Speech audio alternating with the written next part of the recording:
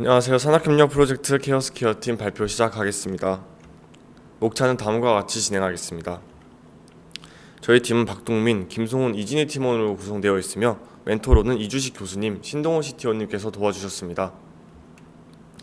다음은 기업 소개입니다.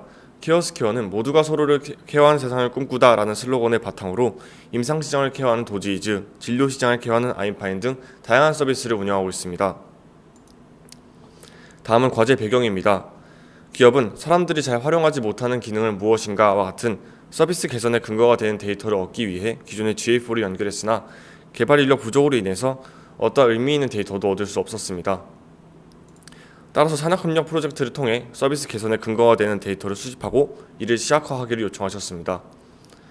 저희는 서비스 개선 근거 데이터를 사용자 행동 데이터와 식별 데이터로 나누어 수집했으며 행동 데이터는 기업이 원하는 행동을 하는 전환 행동과 기능 수행 중에 이탈하는 등의 실패 행동으로 나누어 수집했습니다. 다음은 수행 과정입니다. 시각화에서는 데이터를 수집하면 자동으로 강력한 시각화 툴을 제공해주는 구글 아날리틱스 4를 활용했습니다. 행동 데이터 수집에서는 총 두 가지 기술을 활용했습니다.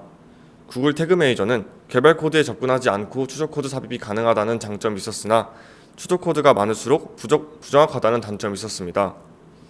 다트는 직접 회사 개발 코드에 참여할 필요가 있었으나 추적 코드가 많더라도 정확하다는 장점이 있었습니다.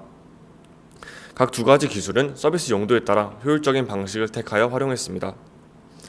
이렇게 삽입한 추적 코드는 사용자가 특정 행동을 하면 해당 행동에 대한 추적 코드가 GA4로 데이터를 전송하게 됩니다. 행동 데이터뿐만 아니라 서비스의 효율적인 분석을 위해서 다각도로 사용자 식별 데이터를 수집했습니다.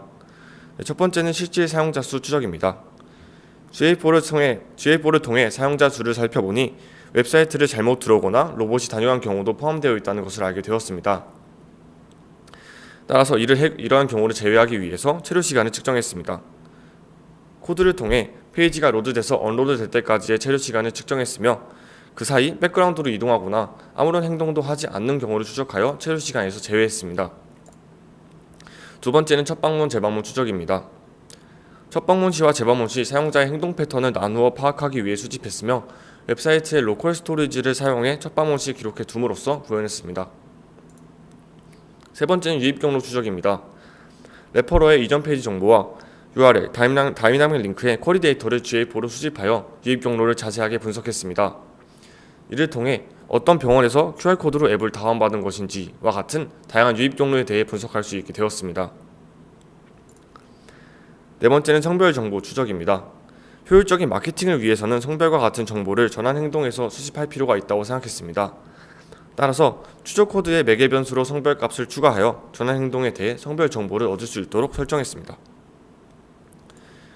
이렇게 수집한 데이터를 바탕으로 인사이트를 얻을 수 있는 보고서를 제작했습니다.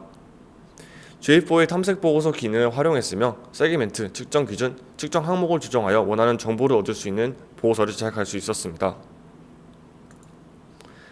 마지막으로 결과물에 대해 보여드리겠습니다. 5개의 서비스에서 다양한 보고서를 제작했으며 짧게 두 가지 보고서에 대해 보여드리겠습니다. 첫 번째는 병원 예약하기 보고서입니다. 아임파인 앱에 있는 병원 예약하기 기능을 잘 활용하는지 보여주는 보고서로 이탈률이 높은 단계를 파악해서 서비스 향상이 필요한 부분을 파악할 수 있습니다. 두 번째는 전환 사용자의 유입 경로 보고서입니다. 전환 행동을 수행한 사용자가 어떤 경로로 유입되었는지 보여주는 보고서로 어떤 광고 채널에 주로 집중해야 되는지 인사이트를 얻을 수 있습니다. 이러한 보고서들을 바탕으로 실제 기업 서비스가 개선됐던 사례도 있었습니다. 보고서를 통해 살펴보니 유입된 사용자 중 전환 행동을 하는 사용자가 현저히 적었고 대부분의 전환 행동은 첫 방문에서 이루어지고 있다는 것을 알게 되었습니다. 이는 서비스에 유입돼서 설득되는 사용자가 적을 뿐만 아니라 대부분 우리 서비스를 알고 들어온 사용자일 것이라고 판단했습니다. 따라서 기업의 서비스에 대한 정보가 너무 적다고 판단해 브로셔 다운로드 기능을 추가했고 이를 통해 실제 웹사이트에서 브로셔를 다운받고 재문의까지 하는 병원이 생겨났습니다. 추가 결과물로는 기업 인수인계 및 GA4 공부를 위해서 블로그를 제작했습니다. 마지막으로 시연 영상 보여드리고 마무리하겠습니다.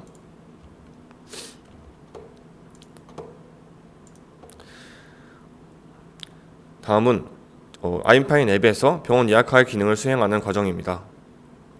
여기 보이는 로그 액션과 같은 부분이 GA4로 데이터를 전송하는 부분입니다.